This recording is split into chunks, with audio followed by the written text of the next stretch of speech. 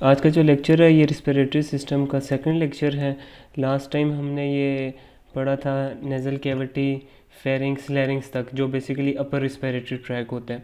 आज हम lower respiratory track को पढ़ेंगे, जो ट्रकिया से शुरू होगा और आगे फिर लंग्स तक जाएगा।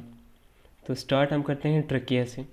द ट्रकिया और wind pipe is a continuation of the larynx and extend downwards to about the level of the fifth thoracic vertebra, where it divides at the carina into right and left primary bronchi, one bronchus going to each lung.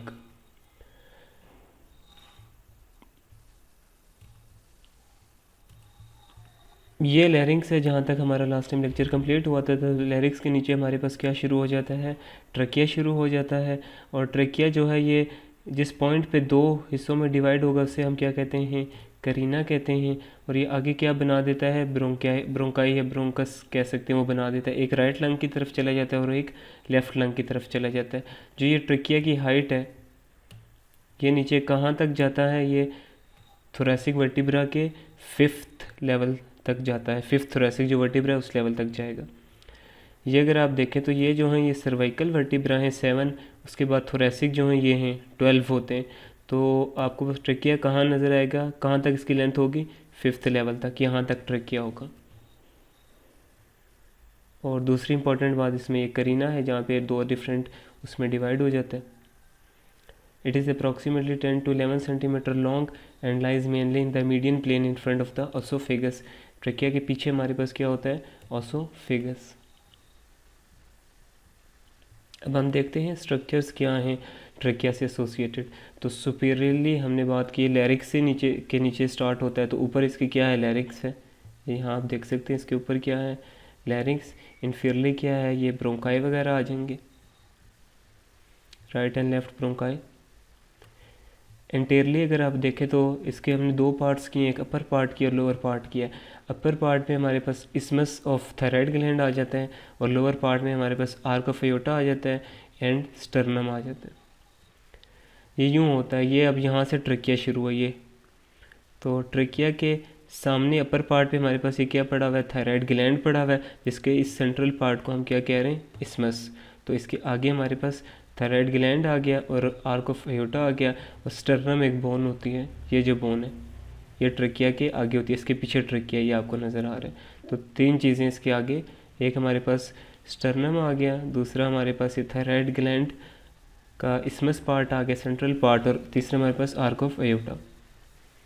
Posteriorly इसके ऑसोफिगस होता है जो separate करता है trachea को from the vertical column. Laterally अगर साइडों पे देखेंगे तो हमारे पास लंग्स आएंगे और लोब्स ऑफ थायराइड ग्लैंड। ये इसके ट्रकिया के साइडों पे आप देखेंगे तो आपके पास ये लंग्स आ गए, और दूसरे क्या हमारे पास आते हैं, ये थायराइड ग्लैंड भी साइडों पे आ जाते हैं। पोस्टीरियरली अगर हम देखें तो ट्रकिया के पीछे हमारे पास क्या चीज़ है, ऑसोफेगस। यहाँ तक अगर किसी को कोई सवाल हो या कोई पॉइंट क्लियर ना हुआ हो कि ट्रकिया के आगे पीछे क्या चीज़ है, तो पूछ लें।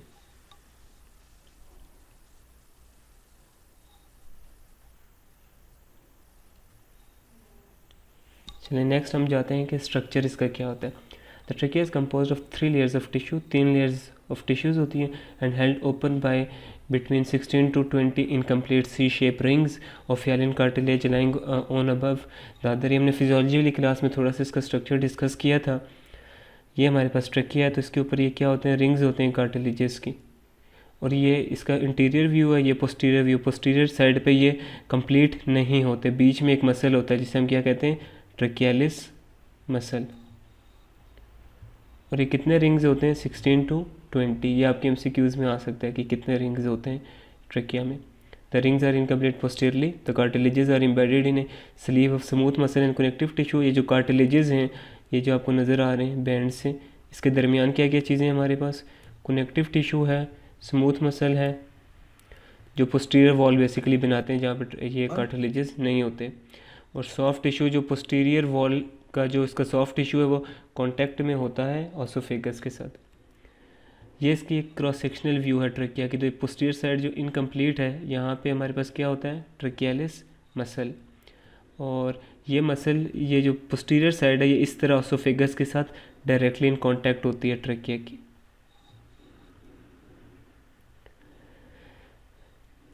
ये स्ट्रक्चर के बारे में, और ये क्रॉस सेक्शनल व्यू है हमने उसमें दिखा रहे हैं।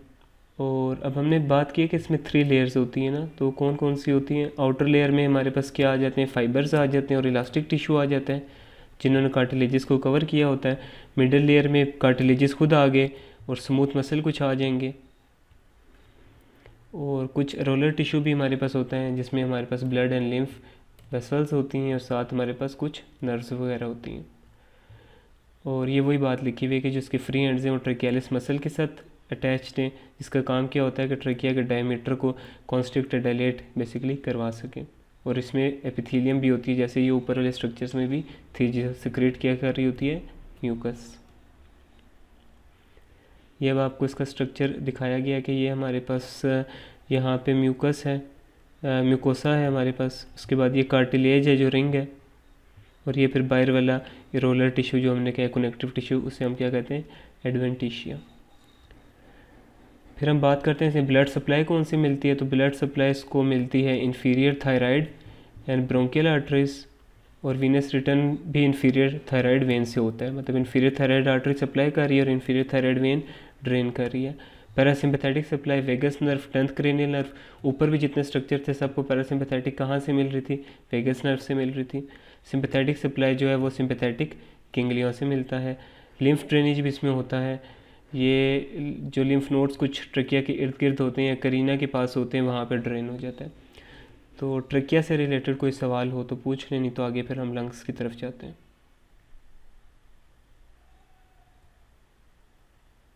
सर वेगस कौन सी होती हैं? ये 10th क्रेनियल नर्व होती है। ये हम जब ब्रेन पढ़ेंगे तब इसकी डिटेल आएगी। ये जो हमारा ये ब्रेन है ना, इससे तकरीबन 12 नर्व्स निकल रही होती हैं, हर नर्व का डिफरेंट फंक्शन होता है। तो जो 10th क्रेनियल नर्व है ना, ये बेसिकली सप्लाई कर रही होती है सिंपैथेटिक पैरासिम्पैथेटिक सप्लाई इनको, इनके जो रिस्पिरेटरी ट्रैक के स्ट्रक्चर्स हैं। जैसे फर्स्ट जो है वो नाक को सप्लाई करती है जिससे हम स्मेल कर सकते हैं। सेकंड जो है वो ऑप्टिक नर्व है, वो आँख में जाती है। इसकी डिटेल्स हम इंशाल्लाह लेक्चर में पढ़ेंगे, क्रेनियल नर्व्स का जब लेक्चर होगा। नेक्स्ट हमारे पास आ जाते हैं lungs. There are 2 lungs, one lying on each surface of the mid line in the thoracic cavity. इस थोरेसिक कैविटी में होते हैं 2 लंग्स हैं और दोनों एक एक साइड पे होते हैं। दे आर कोन शेप्ड, इनकी शेप कैसी होगी, कोन शेप होंगे। And have an apex, base, tip, coastal surface and medial surface. अभी वन बाई वन हम इन चीज़ों को देखते हैं कि एपेक्सिस का क्या है, टिप क्या है, बेस क्या है, कोस्टल सरफेस क्या है, मीडियल सरफेस क्या है। ये हमारे पास लंग्स हैं। इसका अगर आप देखें तो ये इस तरह कोन शेप स्ट्रक्चर बनता है, यूँ। ऊपर जो इसका टॉप वाला पार्ट है इसको हम क्या बोलते हैं, एपेक्स बोलते हैं। नीचे वाली साइड बेस। जैसे अगर आपको याद हो तो हम हार्ट में भी कह रहे थे कि एक एपेक्स होती है, एक बेस होती है।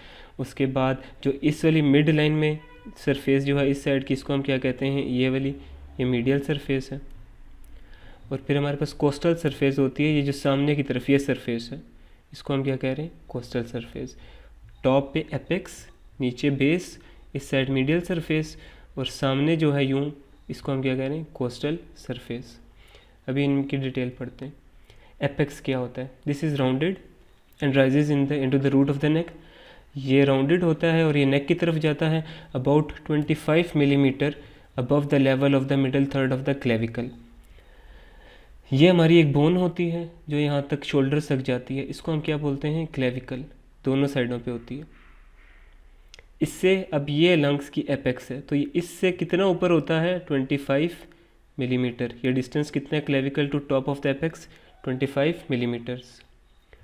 It lies close to the first rib and the blood vessels and nerves in the root of the neck. यहाँ से हमारी पहली रिब शुरू होती है ना, तो एपेक्स किधर है, फर्स्ट रिब के पास पास है। और साथ फिर कोई ब्लड वेसल्स या जो रिब्स यहाँ आती हैं तो ऑब्वियसली वो भी इसके साथ होती हैं। तो ये एपेक्स के बारे में 2-3 बातें थी। फिर हम बेस की बात करते हैं। This is concave and semilunar in shape. ये कनकेव होता है और सेमीलूनर आधे चांद की तरह होता है। ये इसकी है बेस, मैं आपको दिखाता हूँ, ये बेस है। तो बेस की शेप कुछ इस तरह की होती है, इसको हम क्या बोलते हैं, concave. And lies on the upper surface of the diaphragm. Diaphragm के किधर होती है, ऊपर होती है। ये अगर आप देखें तो ये लंग्स के नीचे हमारे पास मसल है एक बहुत बड़ा, जिसे हम क्या बोलते हैं, डायाफ्राम। तो जो इसकी बेस है ये किसके ऊपर होती है, डायाफ्राम के ऊपर होती है। नेक्स्ट हमारे पास है दी कोस्टल सरफेस क्या होती है। This surface is convex and lies directly against the costal cartilages, ribs and intercostal muscles. Coastal surface देखते हैं, ये इस तरह होता है। ये बीच में हमारे पास स्टर्नम बोन है और ये रिब्स जो होती हैं यहाँ के इस बोन के साथ अटैच नहीं होती, बीच में एक कार्टिलेज होता है मसल टाइप, इसको हम क्या बोलते हैं, कोस्टल कार्टिलेज। इसके पीछे क्या है, हमारे पास रिब्स हैं और बीच में क्या है, स्टर्नम बोन। तो जो इसकी कोस्टल सरफेस है वो सामने वाली सरफेस होती है, तो उसके सामने क्या चीज़ें आ रही होती हैं, एक कोस्टल कार्टिलेज आ रहा होता है, रिब्स आ रही होती हैं, और हमने एक इंटरकोस्टल मसल्स पढ़े थे जो रिब्स के दरमियान होते हैं, वो तीन चीज़ें इसके सामने आ रही होती हैं। यहाँ तक कोई सवाल हो अपेक्स बेस या कोस्टल सरफेस से तो पूछ लें, नहीं तो आगे चलते हैं। समझ आ रही है आप लोगों को? जी सर। ठीक है, यस सर। फिर हम मीडियल सरफेस की बात करते हैं। मीडियल सरफेस कौन सी थी, ये जो ये साइड वाली सरफेस जो है, ये इसको मीडियल कहते हैं। मीडियल सरफेस का पढ़ते हैं। दिस सरफेस इज कनकेव, ये भी कनकेव होती है, एंड हैज़ ए रफली triangular shaped area called the hilum. इसके दरमियान में एक ट्रायंगुलर शेप स्ट्रक्चर होता है जिसे हम क्या बोलते हैं, hilum, at the level of 5th, 6th and 7th thoracic vertebra. Structure forming the root of the lung, जो structures root of the lung बनाते हैं वो इंटरलीव करते हैं इस पॉइंट से। ये ऐसा पॉइंट होता है मीडियल सरफेस पे, इस तरह। इसके अंदर से पल्मोनरी आर्टरी, वेन वगैरह या नर्व्स गुजरती हैं। क्या क्या स्ट्रक्चर्स हैं, primary bronchus, pulmonary artery supplying the lung and the two pulmonary veins draining bronchial artery and vein आ गया lymphatic and nerve supply। ये चीज़ें होती हैं, यहाँ से इंटर होंगी। इस पोर्शन को हम क्या कहेंगे, हिलम कहेंगे। अब आपके एमसीक्यूज़ में यूँ सवाल आ सकता है कि हिलम जो है वो लंग की कौन सी सरफेस पे होता है, तो वो मीडियल सरफेस पे होता है।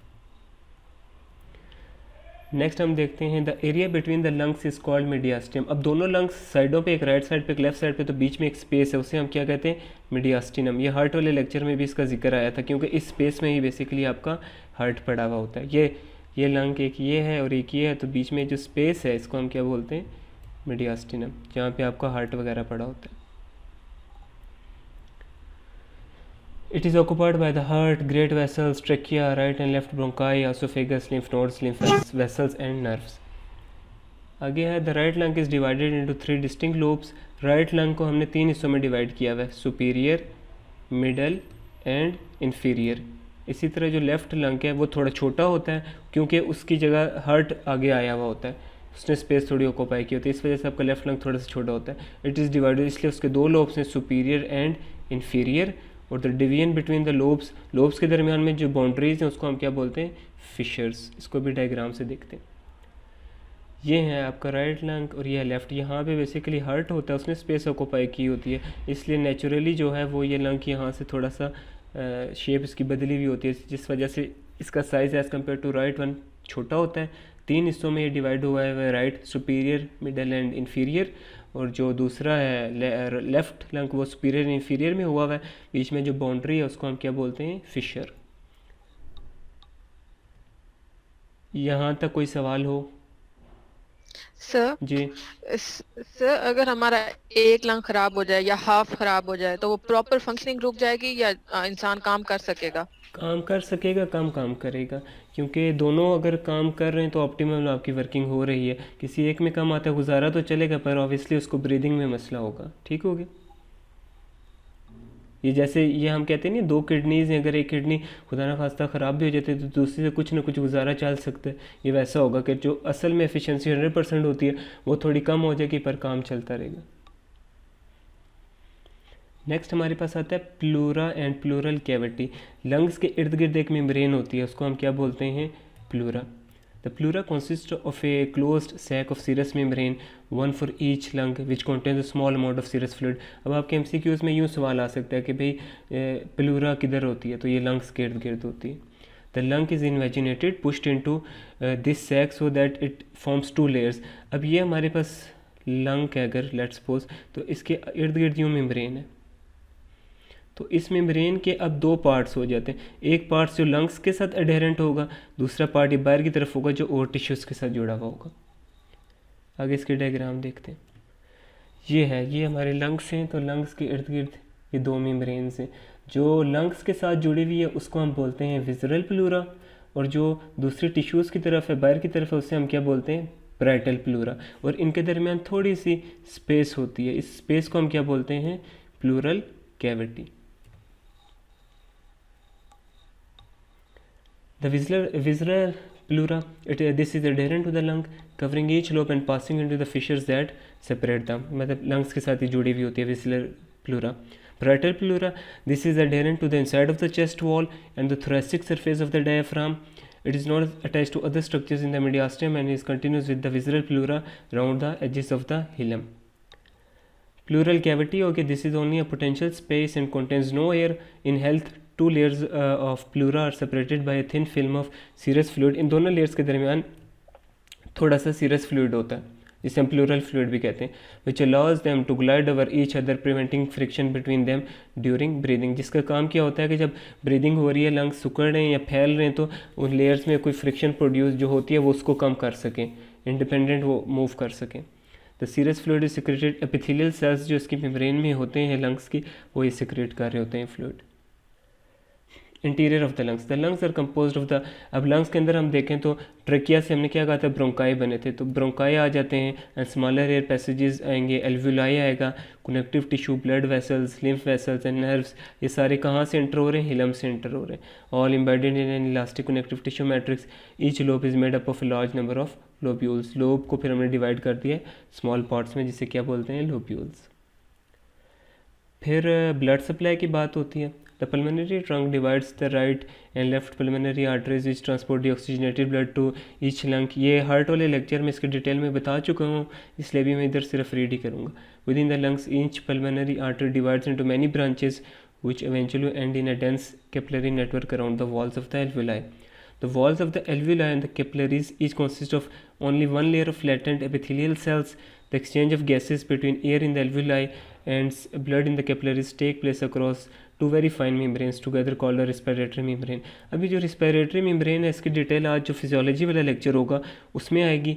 ये हमने वही जो हम कहते हैं ब्लड एक्सचेंज, ब्लड और टिश्यू में या एक्सचेंज जो हो रहा होता है, जैसे ऑक्सीजन आ रही है ब्लड में, कार्बन डाइऑक्साइड जा रही है, तो वो कहाँ पे होता है, वो एल्वुलाई और कैपिलरीज, ब्लड में जो कैपिलरीज है उनके दरमियान होता है.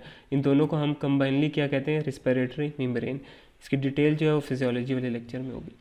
The pulmonary capillaries join up, capillaries join करके वेन्स बना देंगे जो oxygenated blood left atrium of heart में ले जाएंगे.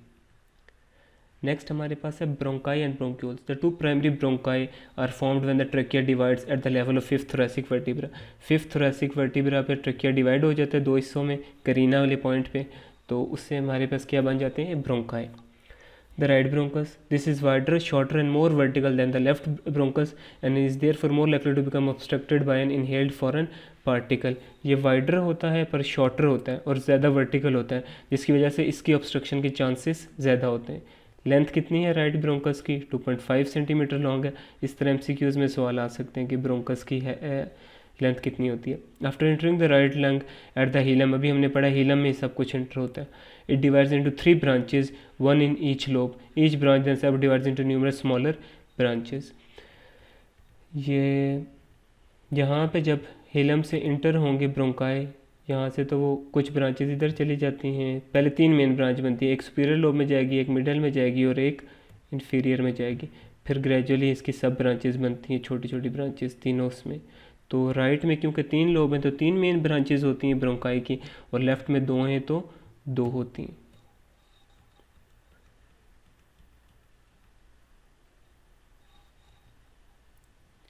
लेफ्ट ब्रोंकस की अगर बात करें तो ये 5 सेंटीमीटर लॉन्ग. आप देखें इसकी लेंथ डबल है, राइट की कितनी थी 2.5, इसकी कितनी है 5 centimetre. And is narrower than the right, थोड़ा ये नैरो होता है. After entering the lung at the hilum it divides into 2 branches, one to each lobe.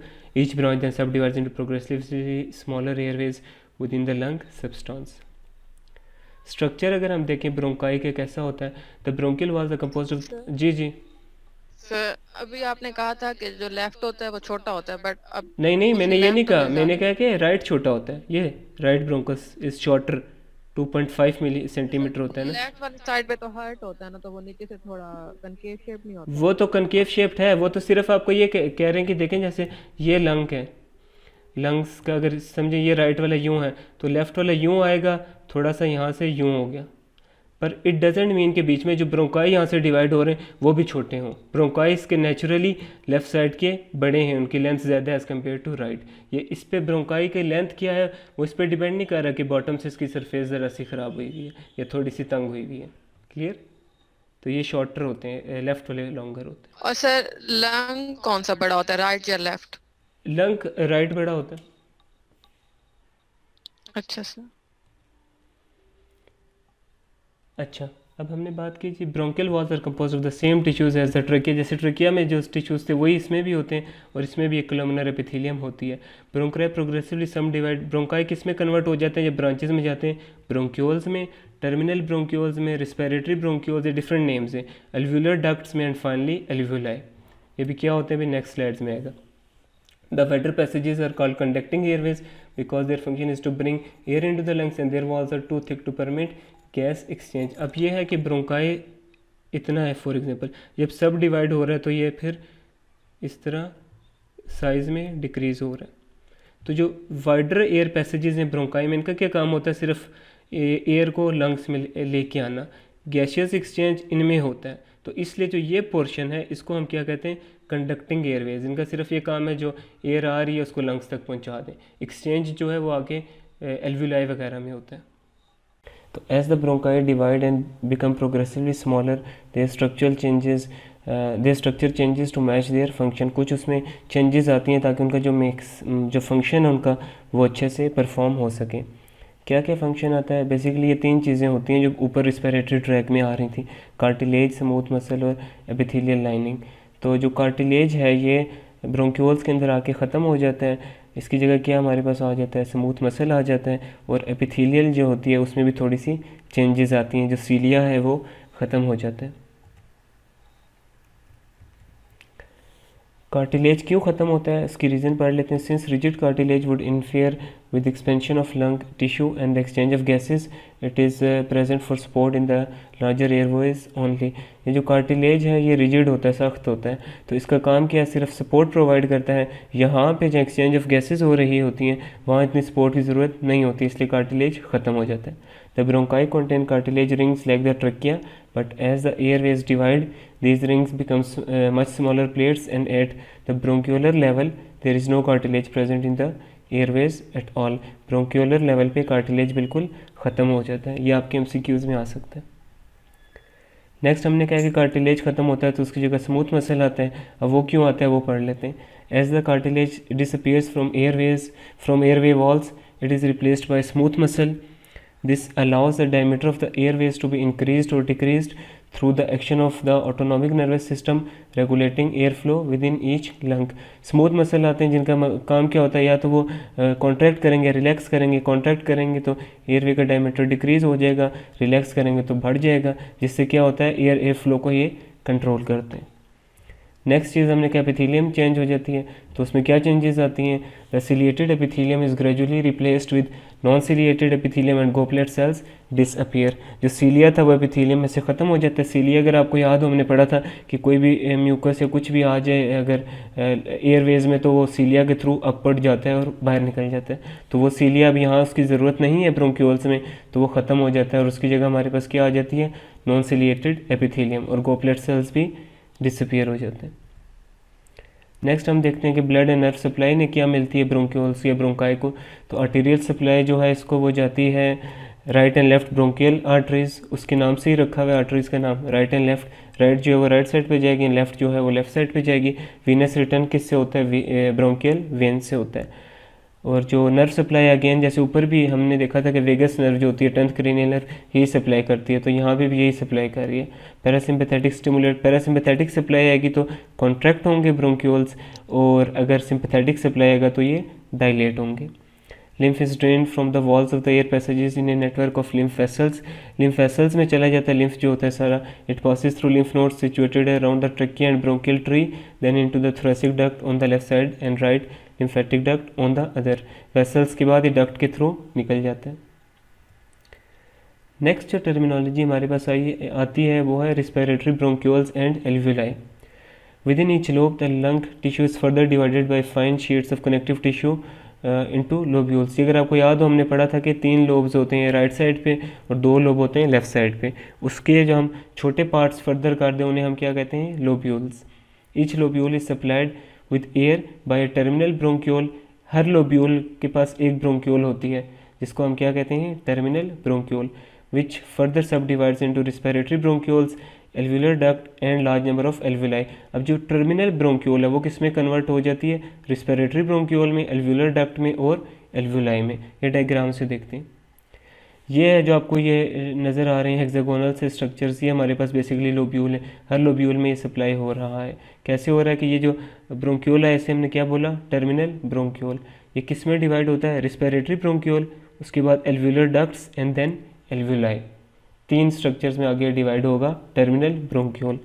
और एल्वुलाई में वो गैसेस एक्सचेंज होता है जो हमने पढ़ा था कि ऑक्सीजन जो है वो लंग्स से ब्लड में जाती है, कार्बन डाइऑक्साइड जो है वो ब्लड से लंग्स में आता है। ये एल्वुलाई के अंदर होता है। नेक्स्ट पढ़ते हैं हम, each lobule is supplied with air by terminal bronchiole. ये तो हमने कर लिया। There are about 150 alveoli in the adult lung. Adult lung में हमारे पास कितने होते हैं, 150 मिलियन एल्वुलाई होते हैं। It is in these structures that the process of gases exchange occurs. As airways progressively divide and become smaller and smaller, their walls gradually become thinner until muscle and connective tissue disappear, leaving a single layer of simple squamous epithelium cells in the alveolar ducts and alveoli.